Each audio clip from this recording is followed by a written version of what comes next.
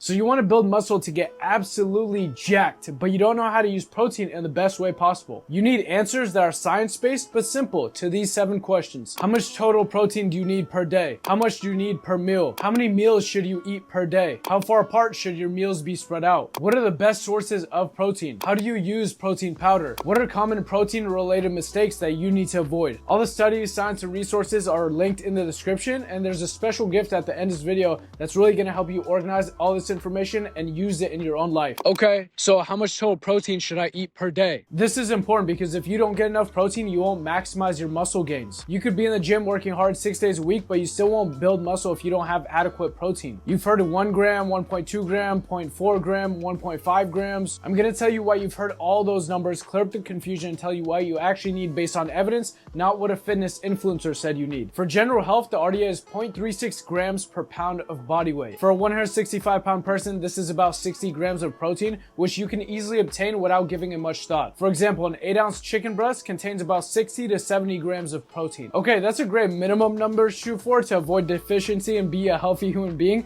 but you're trying to get jacked. So how much protein do we need to maximize muscle mass? See, scientists knew that protein intake was a confusing, widely debated topic, so they put a bunch of studies together in a 2020 meta-analysis and concluded that protein intake past 1.6 grams per kilogram of body weight or 0.73 grams per pound has no more beneficial effects on muscle mass. The reason you always hear me round up to 0.8 grams per pound is because it serves as a safe daily target. Even though you might be off a few grams a few days per week, it won't matter in the big picture because you gave yourself enough room. Okay, Ollie, but why have I heard so many different numbers? Number 1 reason, availability bias and confirmation bias. Pro bodybuilders need more protein. When you take anabolic steroids, your body can build muscle a whole lot easier and a whole lot quicker than you can without them. And as natural lifters, you go online and you look up to these bodybuilders that are humongous and you're like, well, I'm this small. If I want to get that big, might as well follow the biggest people in the space and see what they have to say. They're saying 1 gram, 1.2 grams, 1.5 grams. That's what I have to do, right?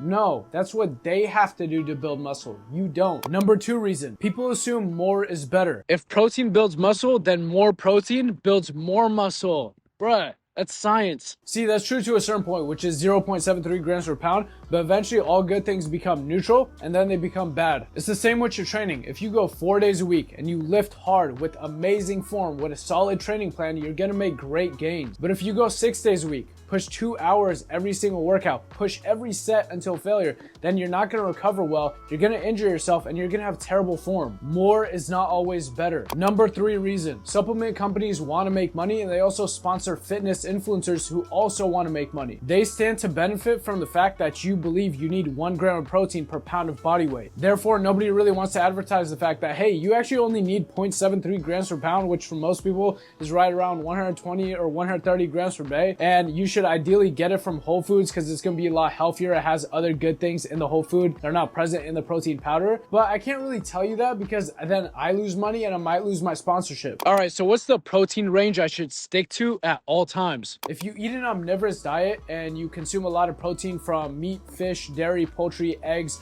or whey protein, then you don't have to worry about protein quality. Just eat between 0.73 and 1 grams of protein per pound of body weight and you will be just fine. Remember that greater than 0.73 grams won't build any more muscle, but if it's in your preference to eat more protein and if it fits in your daily calories, then go for it. If you eat grass all day, I mean, a vegan diet. If you eat a vegan diet, then the evidence recommends to consume a variety of plant sources of protein throughout the day and to bump up your protein intake from 0.73 up to 0.8 grams up to 1 gram of protein per pound of body weight. This is going to ensure that you make up for any lack in plant protein quality. If you're overweight or obese, then you might look at this number and be like, whoa, that's a lot of protein. I can't buy that much protein. Instead, you're going to want to use your height in centimeters as the equivalent of 1 gram per pound. A person who is 5 foot 9 inches tall would get his height in inches first, which is going to be 69 inches, and then find his height in centimeters by multiplying the inches number times 2.54 to get centimeters, which is going to be 175 centimeters for a person who is 5 foot 9 inches tall. Now, to get your 0.73 grams of protein per pound number is go ahead and multiply 0.73 times that number in centimeters. Then when you're within a normal healthy weight,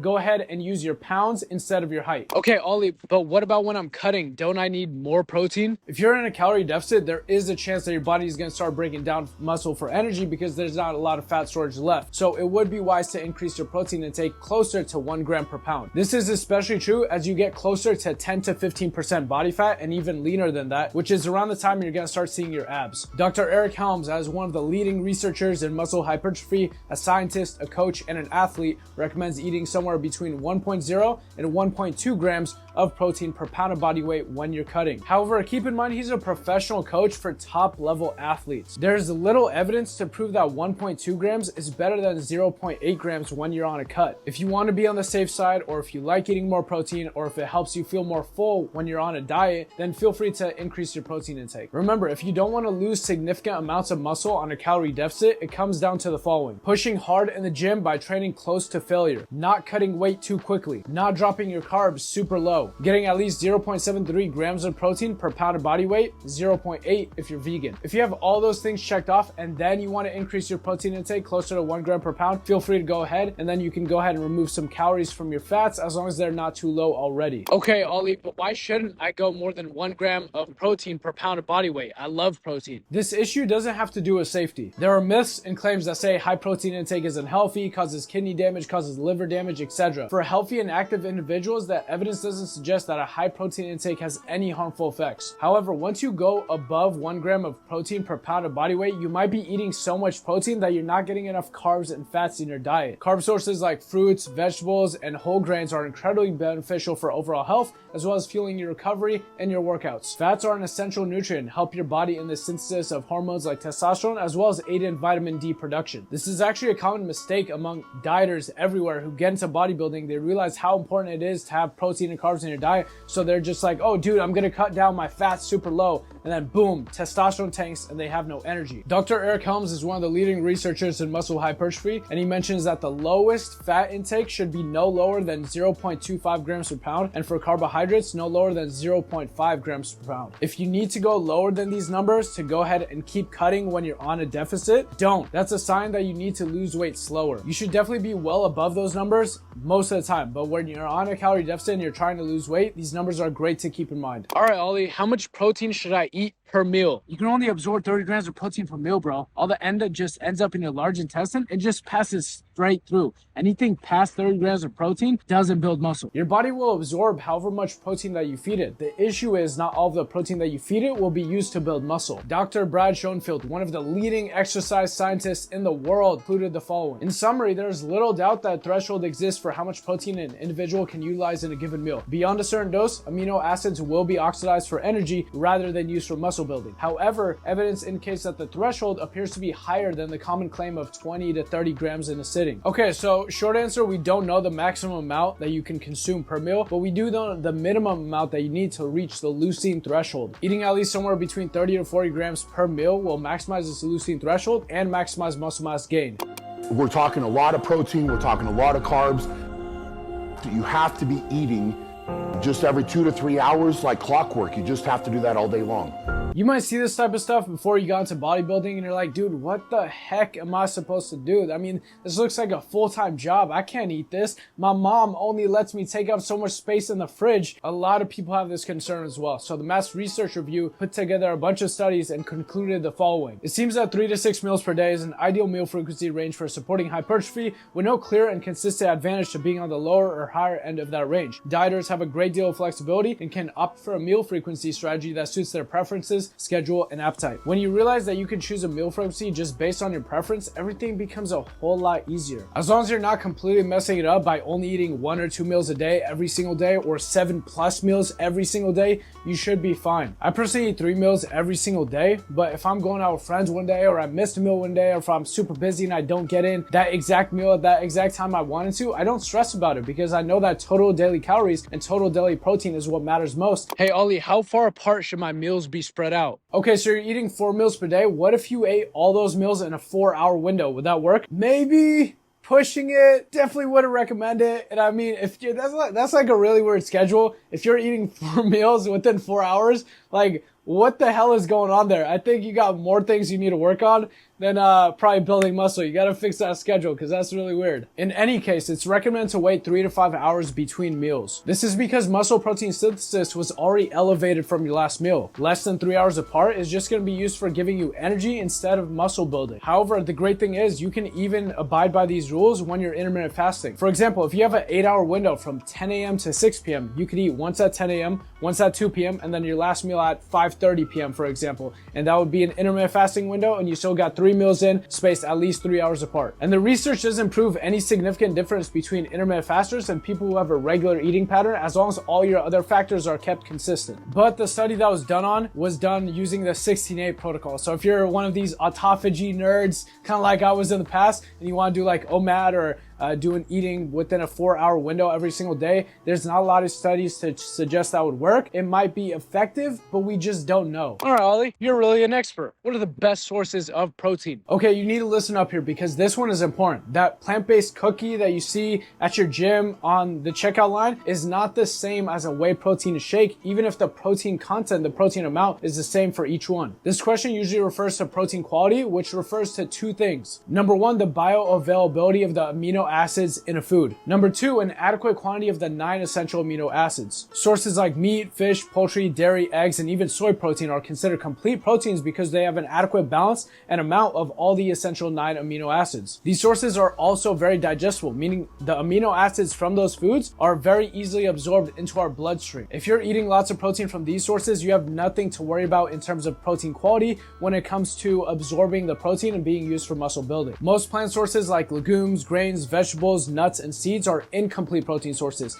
meaning they're usually limiting in one of the essential amino acids. On top of this, most plant proteins are not as digestible as animal proteins, making people call them not bioavailable. But that's wrong, they're just less bioavailable. If you're a vegan or you just consume a lot of plant proteins, consider doing 3 things. Number 1, don't be vegan. Ha ha ha ha, I'm so funny. I'm kidding. Vegans, please don't eat the grass on my lawn. I try to keep it trimmed, and I know you guys like grass. Just please leave me alone. I was kidding. As we mentioned before, protein intake of 0.73 grams per pound has been shown to maximize muscle mass. For vegans, consider bumping this up to 0.8 grams per pound. Number 2, eat a variety of plant sources of protein throughout the day, from legumes, grains, vegetables, everything. This is going to ensure you're making up for any lack in protein quality. Most plant-based sources are limiting in one of the essential amino acids, but each source is limiting in a different essential amino acid. So if you consume a variety, this is going to ensure you make up for any lack in protein quality. The worst thing you could do here is say, oh, I get all my protein from rice and oats, because both of them lack lysine. Number 3, if you're super serious about building mass and you want to take the optimal 100%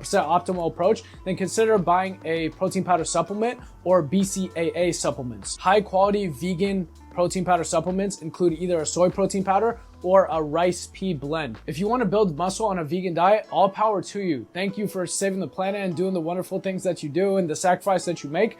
You just want to make sure you take a few things into consideration so it's a well-planned diet. I'm not fully vegan, but I made a commitment to never go to zoos or like SeaWorld or any of those places because I just think it's a terrible thing. So I'm taking one step in the right direction. I'm not to where you guys are at yet, but you know, I might inch my way closer a little bit. Hey, Ali, I'm kind of new to this. How do I use protein powder? This is important because you might get scammed into thinking you need protein powder. Protein powder is not necessary, especially if you just plan on hitting that 0.8 grams of protein per pound number. However, in certain populations, protein powder can be very beneficial and very convenient to get your total daily protein intake in. For example, say you're eating a meal and you're out with friends or whatever, and there's not a lot of protein in that meal. All you have to do is get your protein supplement, and maybe after the meal, maybe you carry the protein shake with you, just down that protein shake, and it's gonna increase the amount of total protein content within that meal. If you're the type of person who's super busy and doesn't have a lot of time to make yourself 3 meals a day, you can only eat 2, you can just make a protein shake for yourself, leave it in your car, and take it with you. And when you're on your way from work to the gym or another place, you can just down that protein shake real quick. Just think of protein powder as you would any other food that has protein inside of it.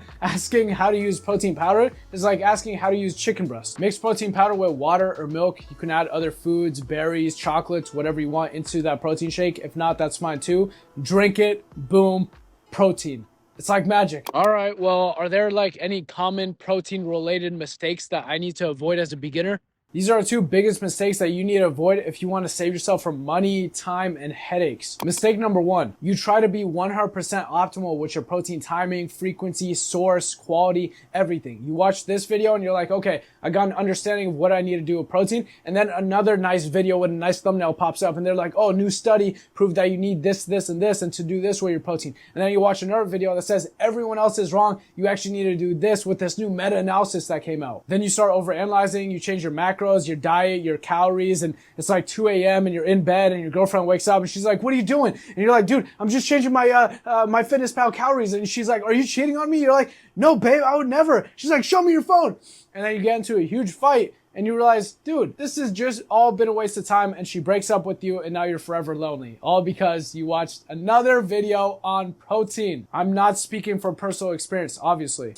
Brittany, just please come back. Keep in mind that whenever somebody mentions, hey, there's a new study that came out and you need to do this way your protein intake and you need to do this and it would actually be 2% more optimal if you did this, these new and insignificant findings make a very small difference in the big picture. Remember that total daily protein intake, total daily calories based on your goals, and having a solid training plan, following that training plan, and training hard with amazing form is going to give you 80 to 90% of your results. As long as you're not completely messing up every single smaller factor that exists, like frequency, timing, etc., you're going to be just fine. Stop trying to optimize the small things because it doesn't make a noticeable difference. Mistake number 2, you start eating unhealthy protein sources. See, high protein intake is safe and tolerated in healthy and active individuals. When you eat foods for protein, you also eat everything that comes alongside it, the different fats, the sodium content, the sugar, everything. It's this protein package that's likely to make a difference for your health. For example, a 4-ounce sirloin steak has 33 grams of protein but 5 ounces of saturated fat. A grilled salmon has 30 grams of protein but only 1 gram of saturated fat. A Snickers protein bar, yeah, they exist for whatever reason, I don't know.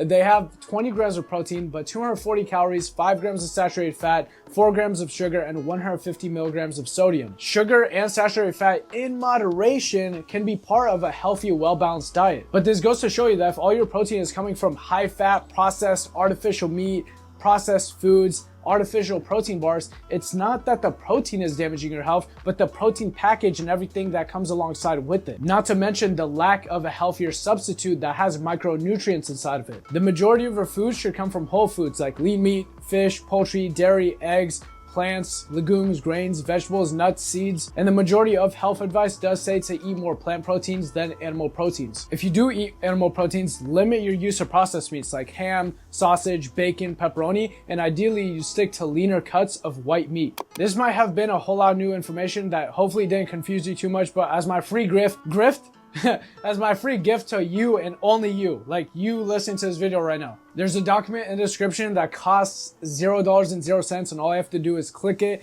and it will have all the information and key points summarized from this video so you don't have to rewatch it. Click the link in the description from one-on-one training from yours truly, Big Daddy Ali. Okay, I'm done. No more. I'm going home. Okay, I quit. Bada bing, bada boom.